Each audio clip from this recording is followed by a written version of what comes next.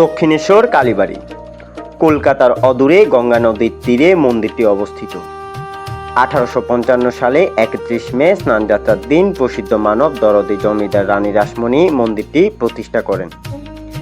এই মন্দিরে দেবী কালীকে ভবতারিণী নামে পূজা করা হয়।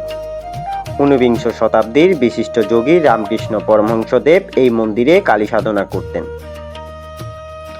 কথিত আছে রানী রাসমণি দেবী কালীর স্বপ্নাদেশ পেয়ে এই মন্দির প্রতিষ্ঠা করেছেন। 1847 সালে ধনী বিধবা জমিদার রানী রাসমণি দেবী অন্নপূর্ণাকে পূজা করার মানসে কাশীতে তীর্থযাত্রার আয়োজন করেন।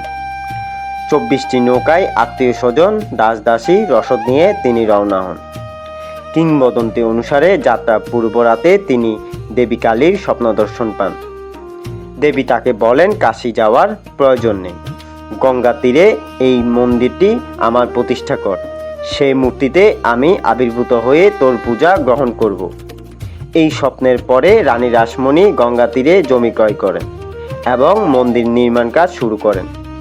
1847 সালে এই মন্দির নির্মাণ কাজ শুরু হয়, শেষ হয় 1855 সালে। রানী রাসমণির এই মন্দিরটি সম্পর্কে বিস্তারিত জানতে পরবর্তী ব্লগটি দেখার জন্য অনুরোধ থাকলো। ধন্যবাদ। পাশে থাকবেন, লাইক কমেন্ট শেয়ার করবেন।